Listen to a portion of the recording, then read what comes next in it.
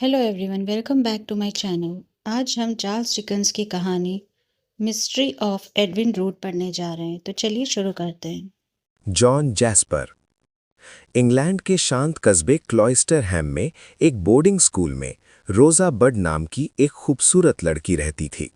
वो मिलनसार, मनमौजी, आकर्षक और थोड़ी सनकी थी, जिसे सब रोजबड कहकर बुलाते थे। वो अनाथ थी।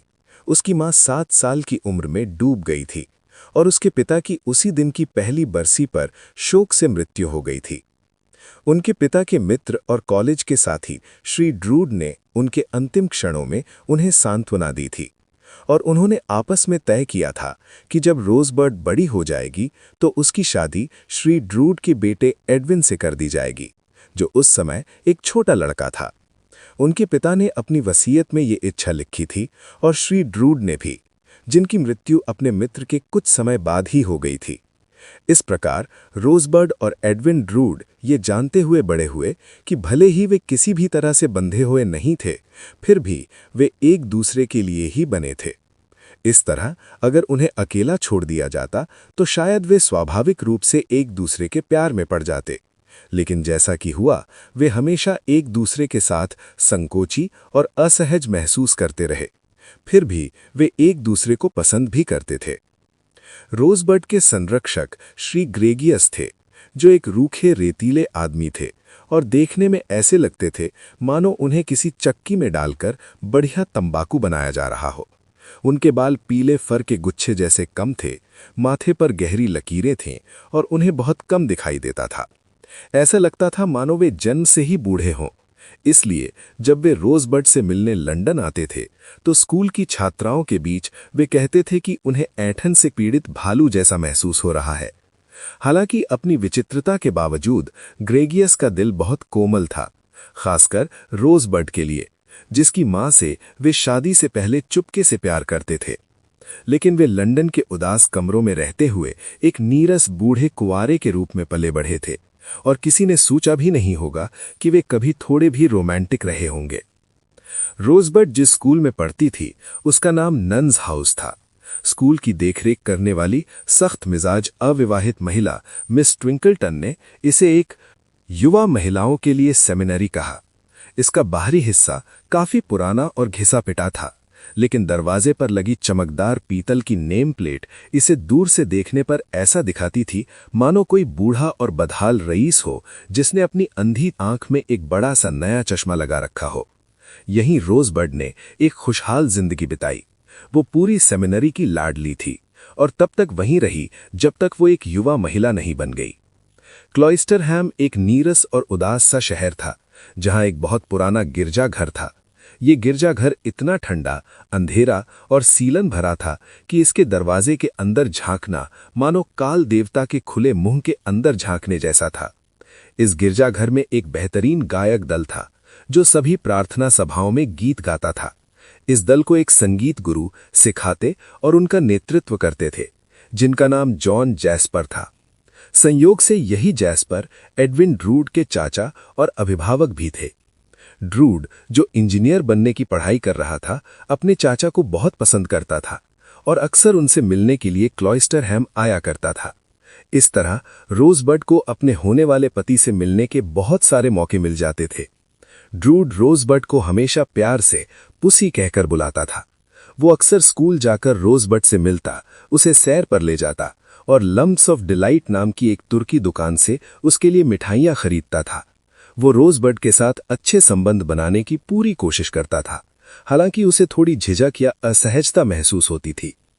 ड्रूड और जैस्पर चाचा भतीजे से कहीं ज्यादा दो दोस्तों की तरह लगते थे, क्योंकि गायक दल के गुरु यानी जैस्पर की उम्र ड्रूड से बहुत ज्यादा नहीं थी।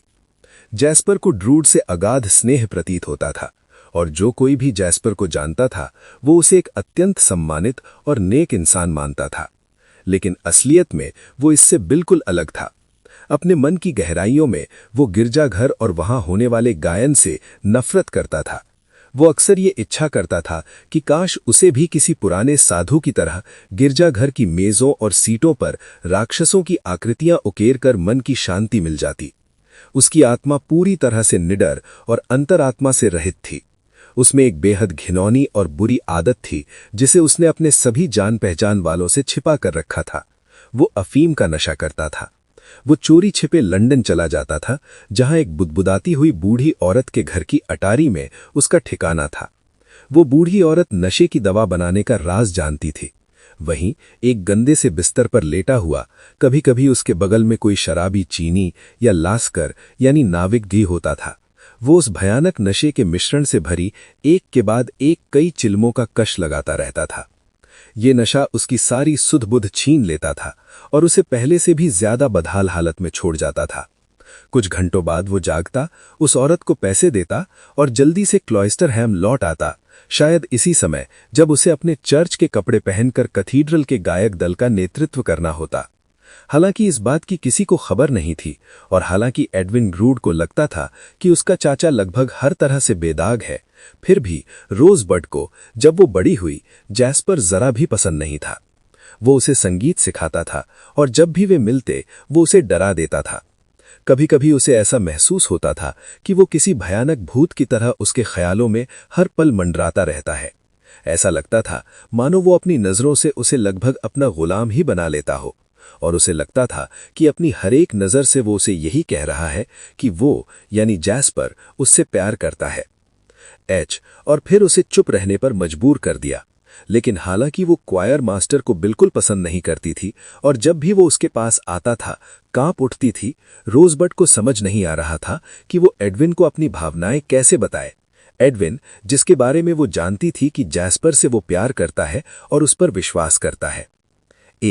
लेकिन रोजबर्ड को समझ नहीं आ रहा था कि वो एडविन को अपनी भावनाएं कैसे बताए। एडविन जिसके बारे में वो जानती थी कि जैस्पर से वो प्यार करता है और उस पर विश्वास करता है। 2. नेविल लैंडलेस का आगमन। कैथीड्रल के प्रभारी मंत्रियों में से एक रेवरेंड मिस्टर क्रिस पार्कल थे, जो एक हट्टे-कट्टे, युवा, फुर्तीले और ईमानदार इंसान थे। वे हमेशा आईने के सामने बॉक्सिंग का अभ्यास करते रहते थे या शहर के आसपास की सभी नदियों में सिर के बल छलांग लगाकर तैरने चले जाते थे, भले ही सर्दियां हो और उन्हें अपने सिर से बर्फ तोड़नी पड़ती हो। मिस्टर क्रिस पार्कल कभी कभी कुछ युवा लड़कों को अपने घर में रहने की जगह देते थे और साथ ही उन्हें कॉलेज की तैयारी के लिए पढ़ाते भी थे। एक दिन उन्हें लंदन से मिस्टर ल्यूक हनी थंडर का एक संदेश मिला। संदेश में बताया गया था कि वो जल्द ही क्लॉइस्टरहैम में एक जुड़वा भाई बहन को लेकर आने वाले हैं। उस युवा लड़के को मिस्टर क्रिस पार्कल पढ़ाएंगे और उसकी बहन हेलेना को मिस ट्विंकलटन के सेमिनरी में दाखिला कराया जाएगा। ये ल्यूक हनी थंडर खुद को एक परोपकारी इंसान कहता था, लेकिन असल में वो एक बहुत ही अजीब किस्म का इंसान था। वे हमेशा सार्वजनिक सभाएं आयोजित करते रहते थे और जोर जोर से भाषण देते थे। वे इस बात पर अड़े रहते थे कि हर किसी को बिल्कुल वैसा ही सोचना चाहिए जैसा वे सोचते हैं, और अगर कोई वैसा नहीं सोचता था तो वे उनके बारे में बहुत ही बुरी बुरी बातें कहते थे। हेलिना और नेविल लैंडलेस का जन्म सीलोन, श्रीलंका में हुआ था। वहां जब वे छोटे बच्चे थे तो उनके सौतेले पिता उनके साथ बहुत ही क्रूरता भरा व्यवहार करते थे, लेकिन वे दोनों बहुत ही साहसी थे। 6 सालों के दौरान वे 4 बार घर से भाग निकले, लेकिन हर बार उन्हें पकड़कर वापस लाया जाता था और सजा दी जाती थी। इन सभी मौकों पर, पहली बार तो तब जब वे सिर्फ 7 साल के थे, हेलिना लड़कों के जैसे कपड़े पहन लेती थी। एक बार तो उसने नेविल की जेब वाली छुरी से अपने लंबे बाल काटने की भी कोशिश की थी। आखिरकार उनके क्रूर सौतेले पिता की मृत्यु हो गई और उन्हें इंग्लैंड भेज दिया गया, वहां सिर्फ इस वजह से कि मिस्टर हनी थंडर का नाम लगातार अखबारों में छपता रहता था। उन्हें उन दोनों का अभिभावक नियुक्त किया गया। इसमें कोई हैरानी की बात नहीं थी कि भाई बहन इस सोच के साथ बड़े हुए थे कि हर कोई उनका दुश्मन है। जब उनके अभिभावक उन्हें मिस्टर क्रिस पार्कल के पास लाए तो वे मिस्टर क्रिस पार्कल से नफरत करने के लिए पूरी तरह तैयार थे। लेकिन जब तक मिस्टर हनी थंडर वहां से चले गए और जब वे घर लौटे तो मिस्टर क्रिस पार्कल भी उतने ही खुश थे जितने कि वे दोनों। तब तक वे उस युवा पादरी को पसंद करने लगे थे और उन्हें लगने लगा था कि वे वहां खुश रहेंगे। वे दोनों बहुत ही सुंदर थे और मिस्टर क्रिस पार्कल उनकी ओर आकर्षित हो गए थे।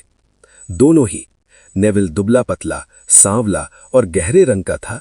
हेलिना अलभग एक जिप्सी की जैसी थी, पतली, लचीली और फुर्तीली। दोनों ही कुछ कुछ शर्मीले और कुछ कुछ विद्रोही स्वभाव के लगते थे, मानो उनके खून में ही एक वहशीपन हो। उस पहली शाम उनका स्वागत करने के लिए मिस्टर क्रिस पार्कल ने गाना सिखाने वाले जैस्पर को, उसके साथ आए गेस्ट एडविन रूड को और सेमिनरी से रोजबर्ड को खाने पर बुलाया। जाने से पहले रोजबर्ड से एक गाना गाने का आग्रह किया गया।